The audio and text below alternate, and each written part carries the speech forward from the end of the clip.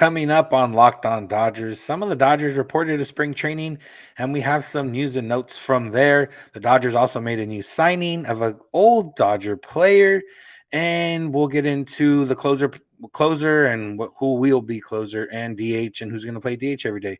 That's what's on tap, so make sure to keep it Locked On Dodgers. You are Locked On Dodgers, your daily Los Angeles Dodgers podcast. Part of the Locked On Podcast Network, your team every day.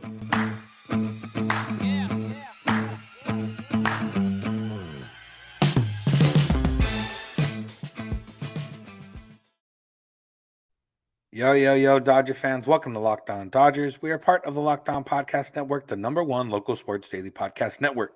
Locked On, your team every day. This is the daily podcast covering the Los Angeles Dodgers, bringing you the smart fans' perspective on our boys in blue. You can find us wherever you find podcasts and on YouTube simply by search for Locked On Dodgers and subscribe in both of those places, and you'll never miss a day because you know we're not going to. If this is your first time listening or watching, luckily for you, you get both of us today. I'm Vince Samperio. That's my co-host, Jeff Snider.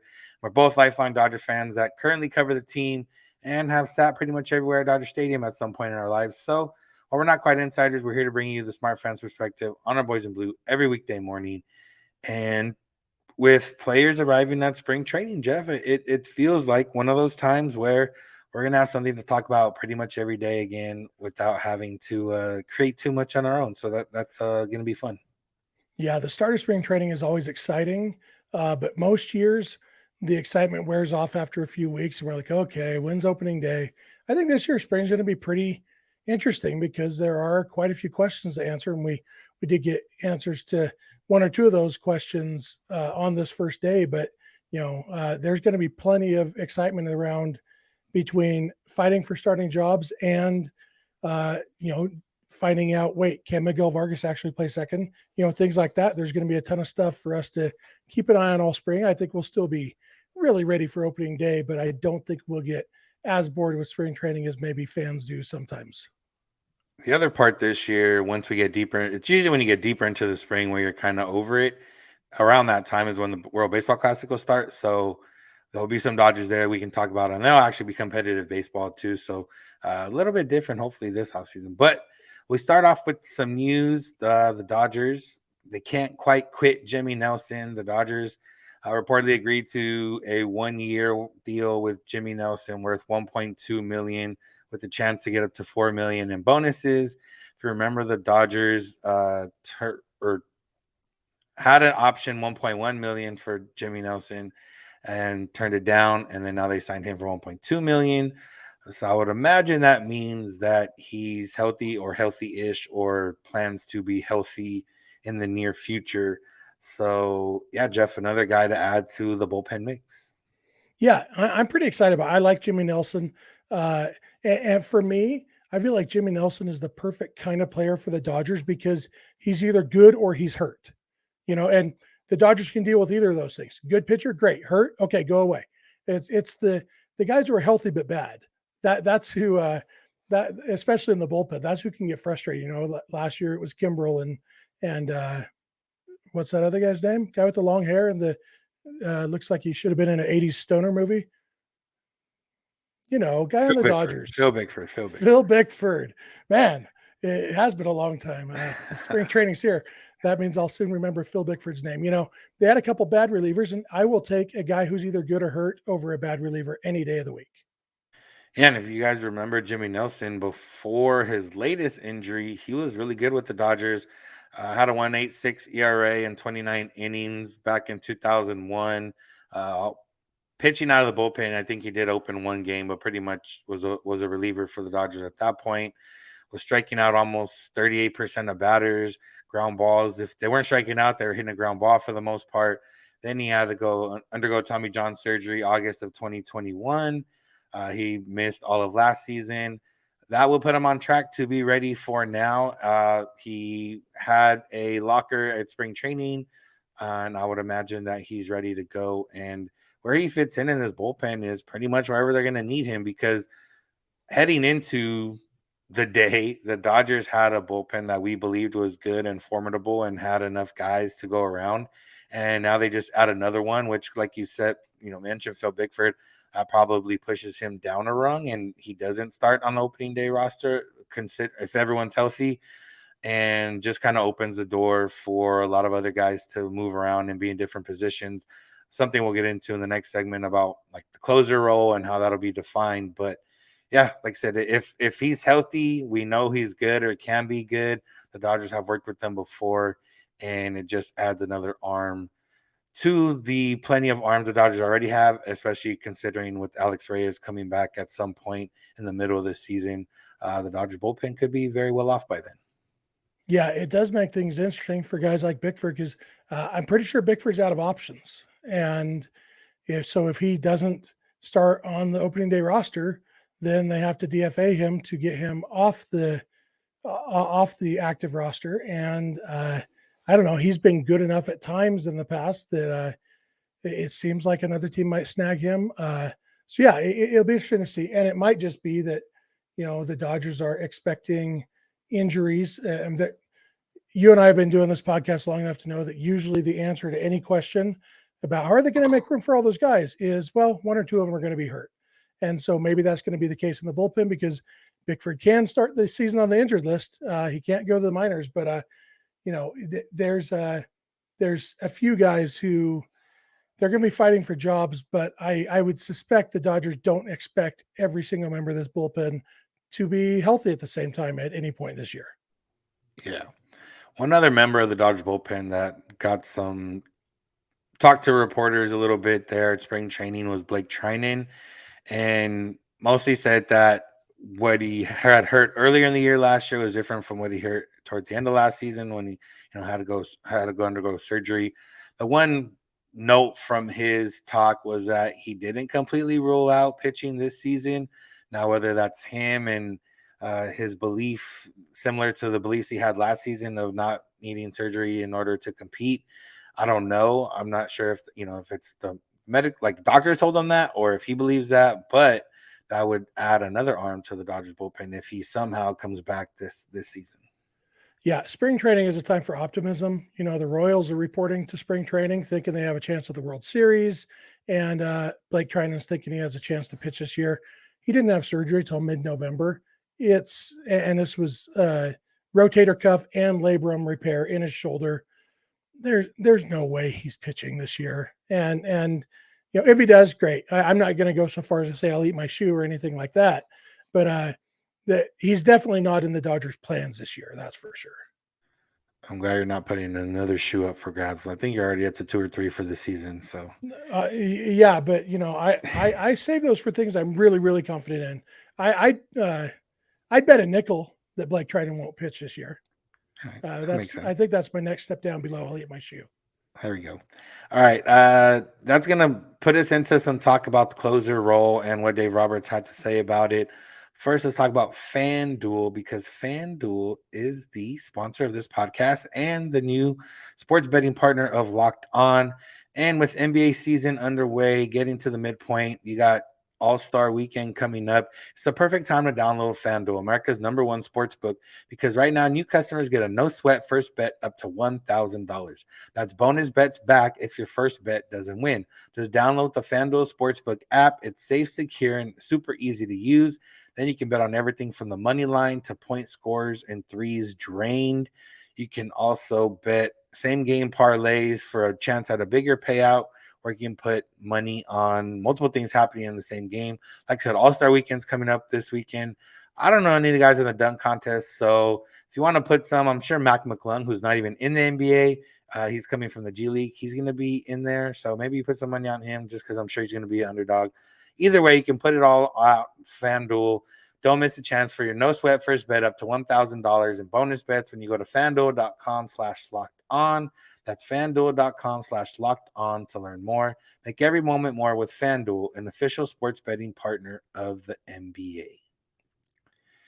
All right, Jeff. So we're back and had some talk from Dave Roberts about the closer role, similar to kind of what we had thought about what the closer role would look like. But, straight from Dave Roberts, he said he could see the Dodgers designating a closer at some point over the course of the season, but the club isn't entering spring with the set closer, and spring training isn't enough to base a decision off on its own. One note on that, Daniel Hudson's knee is better, but he's dealing with an ankle issue. They weren't sure if he'll be ready for start of spring games. That's someone that you believe could end up taking over that closer role at some point. But yeah, I mean, we kind of knew that this would be the situation. Dave Roberts saying that the spring isn't long enough to kind of make that designation. He's saying that now, but do you think there's any way someone could theoretically take over the closer role this spring? You're on mute. Sorry. Yeah, honestly, I don't really think so because the guys who are up for the closer role, if any, if it's a battle for the closer role, none of them are unknown entities. It's not like there's, I mean, the closest thing to unknown entity would be Alex Reyes, but he's not going to be ready anytime near the start of the season, and so he won't be pitching in spring training.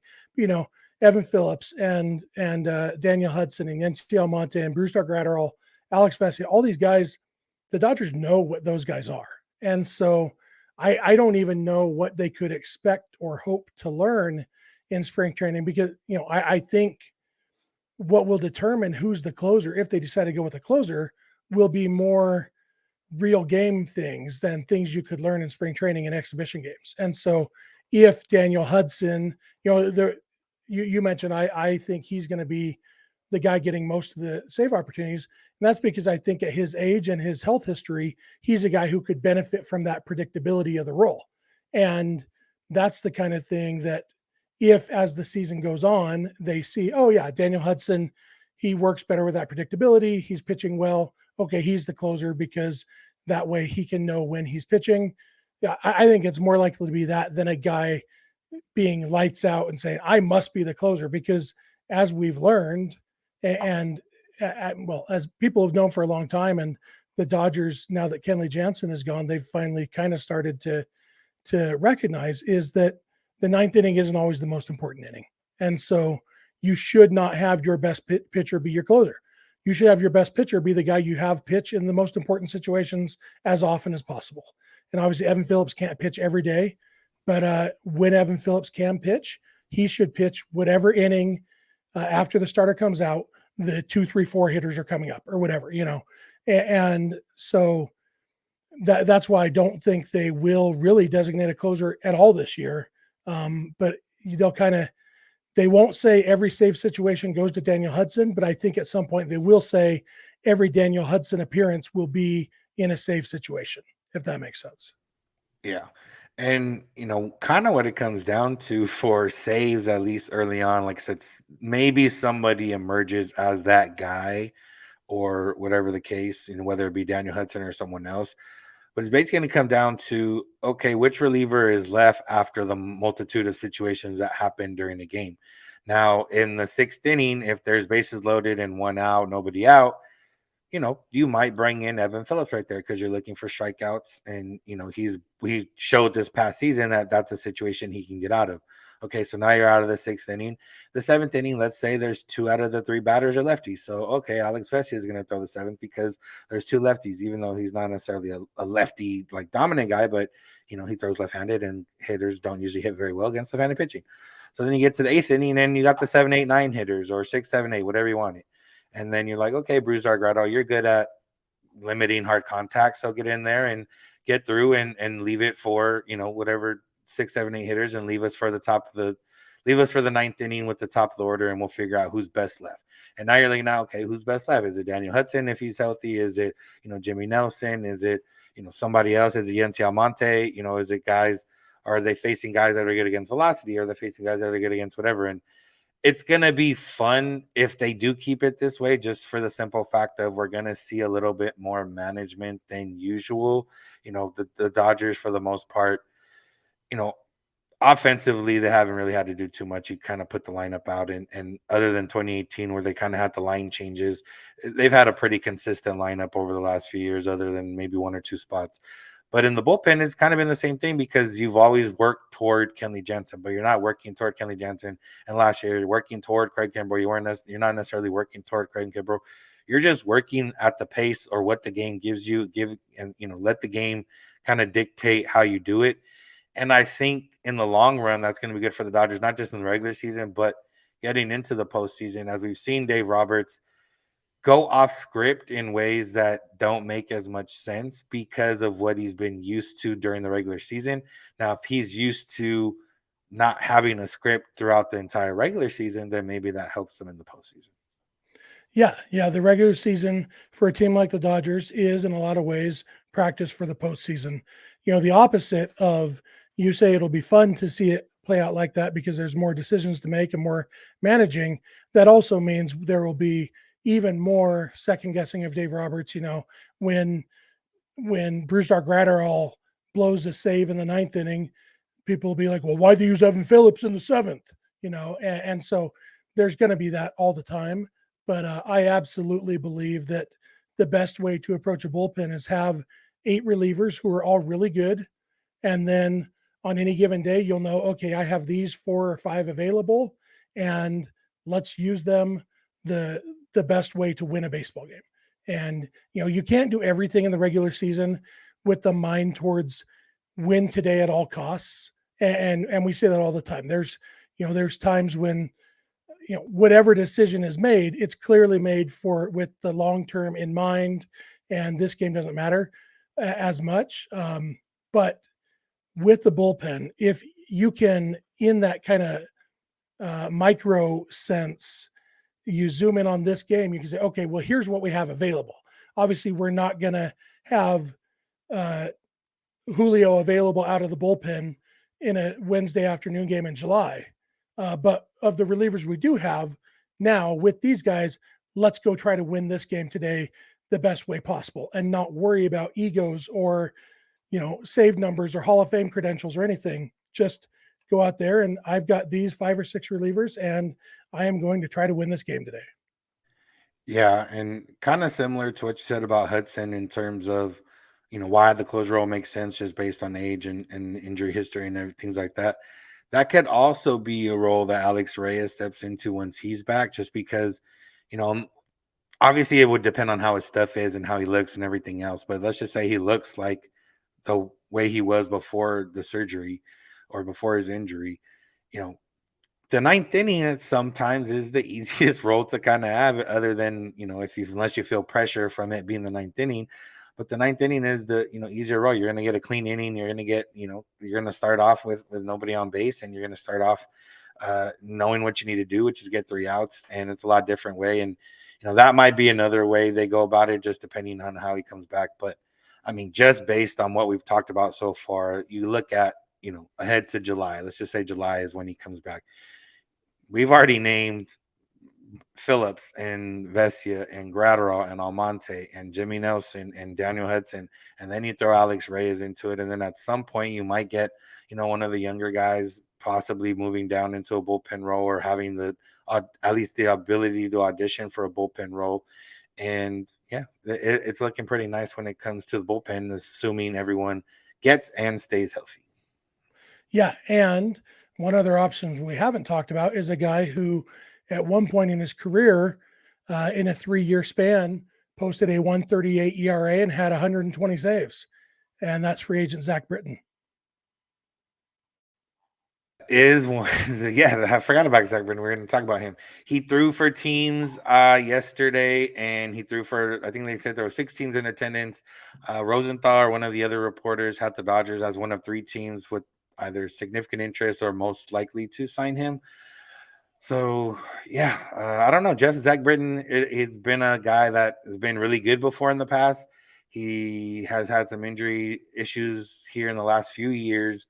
But another guy, they don't necessarily have that other lefty. Victor Gonzalez, we haven't really heard too much about him. We don't necessarily know. And other than that, unless I'm missing someone, I think Vesia is really the only for sure lefty in the bullpen right now, right? Justin Brule and Caleb Ferguson are the other 2 lefties they have. And excuse me, my voice is going today. Sorry, guys. Yeah, Zach Britton from 2014 to 2020, that 7-year span, he was ridiculous. His ERA for those 7 years is 1.84. He was just lights out. And really it was up until in 2021, he struggled and he ended up having Tommy John, and probably some of the struggles were because of arm issues he was having. And really, other than that, he has been just one of the best relief pitchers in baseball over the past decade. And, the question is, can he come back fully healthy?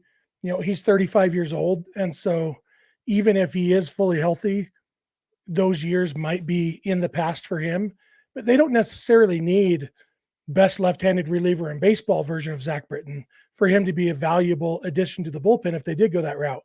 I haven't seen anything saying actually how good Britton looked at the bullpen session.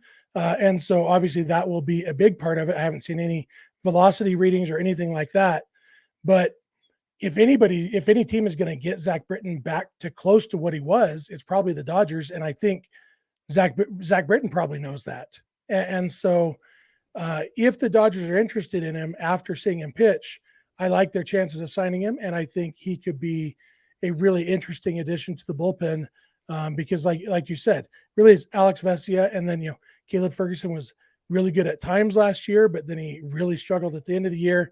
Victor Gonzalez, he was my first eat my shoe bet of my podcasting career. I wouldn't go that far again, but he doesn't excite me. And Justin Brule is one of those guys. Okay. Yeah. I guess if everybody else is hurt, call up Justin Brule and let him eat some innings. But Zach Britton is intriguing for sure. Yeah, definitely. All right, that'll end the bullpen closer talk for now. We're moving on to DH, but real quick, I want to thank you for making Locked On Dodgers your first listen of the day every day. Make sure to check out Locked On MLB Prospects for your second listen of the day. Host Lindsey Crosby is going deep on the MLB stars of tomorrow. You can find that wherever you find podcasts. All right, one of the other things Dave Roberts said first day of spring training was that the plan is to have JD Martinez in the Dodger lineup every day as a DH versus right versus left. Now, while that every day, theoretically might not mean 162 games, but the fact that he is going to be in there pretty much every day might lessen some of the other guys that took at bats at DH last year. One of those guys being Will Smith, another one of those being Max Muncy, but those are also needed in the field. So what do we think, Jeff? Are they going to just get more days off and come off the bench, or what's kind of, if JD Martinez is in there, 140, 150 games, what are they doing with the other guys?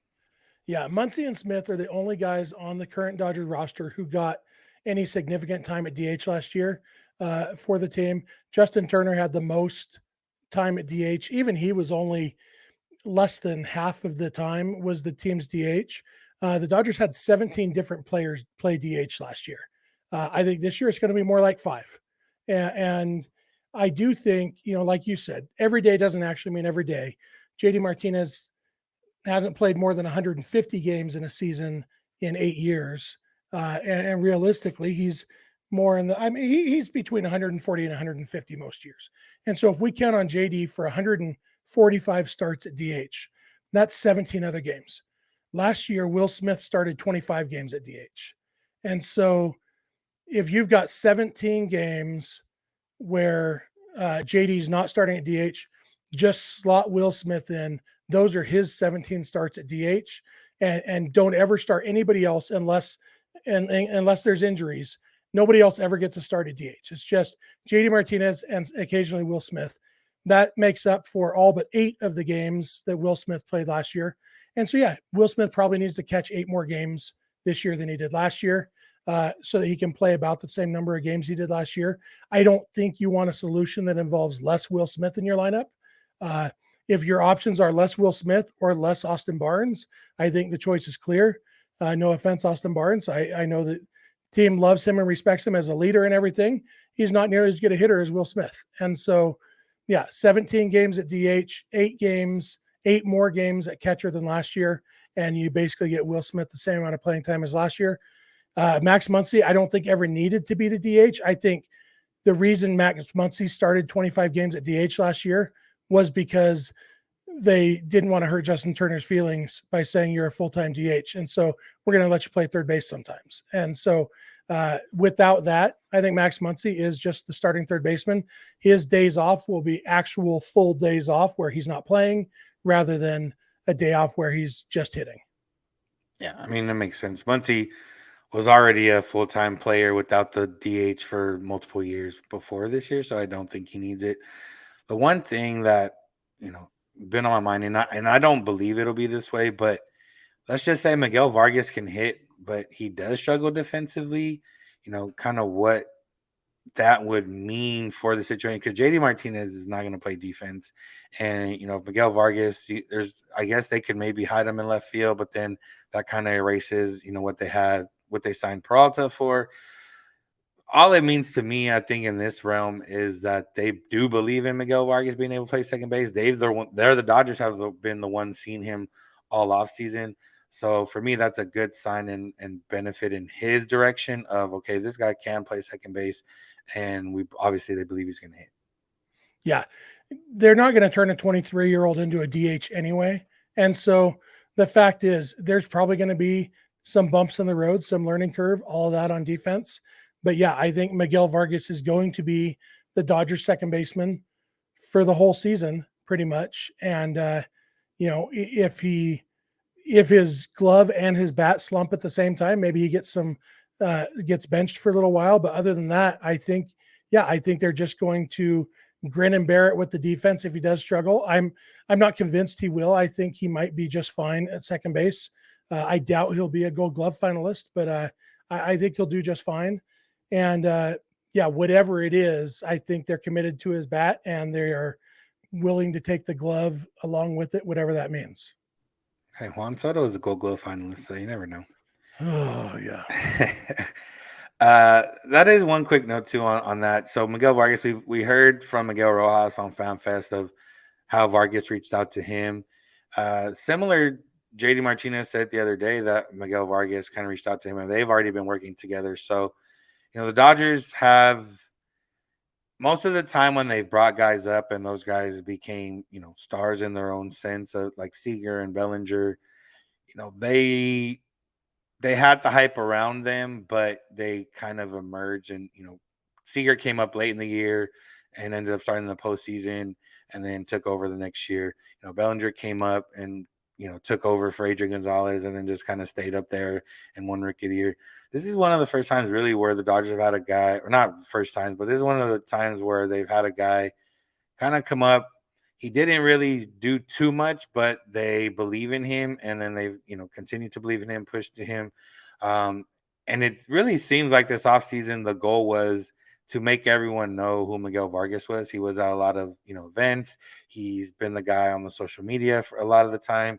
And I don't know if that's a conscious push on their end or just the fact of the matter that he's been in LA, he's been around, and that's just a matter of what it is. But I don't think they're putting too much stock into him. I just think it's been interesting this offseason to kind of see that side of it develop. Yeah, and I think it's some of that, like a conscious thing, but I also think some of it is just, he is their number 2 prospect, and their number 1 prospect is still at least a year away from the big league. So he is the guy right now. And I think he maybe has a little bit more of the personality for it than, Corey Seager as a rookie. Like, Corey Seager still doesn't like talking to people, and he's been in the league for 8 years now. And, he's just a different personality. And I think, probably the Latino community, the Spanish speaking thing. It's kind of funny that I would say Vargas might be more comfortable out in public because he's a Spanish speaker than Seager would have been. But I think there's something about being a Spanish speaker in LA that is comfortable. I don't know. And you've been a Spanish speaker in LA. You are related to a lot of Spanish speakers in LA. Am I off base on that? No, I mean, yeah, like I said, you can pretty much go anywhere and feel comfortable. Yeah, and so obviously he's Cuban. He's not, I don't think most of the Spanish speakers in LA are Cuban, but other than some slang, the language is, you can at least understand each other. It's pretty similar, and so I think between his personality, the Spanish speaking, and just he's got this infectious love of baseball. Corey Seager was very good at baseball, never totally looks like he's having a lot of fun. And not never. Obviously, there's times, but Seager's not a super emotional guy, not exuberant, not showing a lot of what he's feeling on the field. Jock Peterson is more of that, but wasn't really as early in his career, like until he had established himself.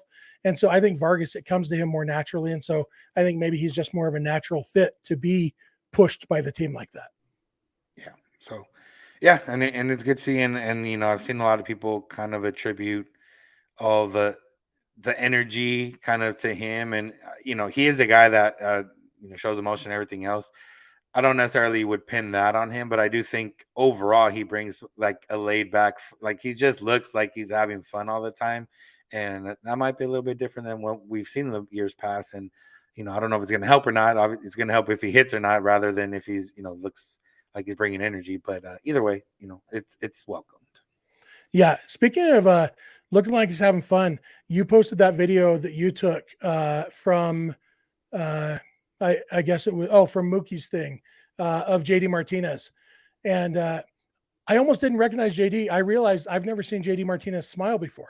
I haven't followed his career a lot, but on the field, he's kind of like, he seems kind of all business. But like seeing him smile, like, oh, that's what JD Martinez looks like smiling. I almost didn't recognize him. Yeah, he was, at least when I talked to him very briefly in the question I asked him, he was funny and goofy. So, maybe that's, yeah, like I said, we hadn't really seen him before. And it seems like he's someone that the Dodger fans are going to like as long as he hits as well. Yep. I'm interested to see what this year's celebration is. It's going to be something new, and I'm interested to see how that comes about. So we'll have to do an episode sometime where we predict or suggest ideas for what their celebration should be. There we go. I like that. All right. Yeah, Jeff, you got anything else? No. All right, that'll do it for today's episode. Thank you all for listening. Thank you for making Locked On Dodgers your first listen of the day every day. Check out Locked On Movie Prospects for your next listen with host Lindsey Crosby. He's a prospect encyclopedia. You can find Locked On Movie Prospects wherever you get podcasts and on YouTube, which is also how you can find us wherever you get podcasts and on YouTube if you search for Locked On Dodgers, which is also how you can find us on Twitter and Instagram at Locked On Dodgers. Jeff is on Twitter at Snider. I'm at Samperio. DMs are open on all those accounts if you need to get a hold of us. You can also get a hold of us via email, lockedondodgers@gmail.com, or leave us a voicemail or send us a text at 323-863-5625. We're here every weekday morning, and we hope you'll be with us. When you get in your car or if you're at home, tear smart device, play podcast Locked On Dodgers. And remember, you don't have to agree. You just have to listen. Have a good one. We'll talk to you tomorrow.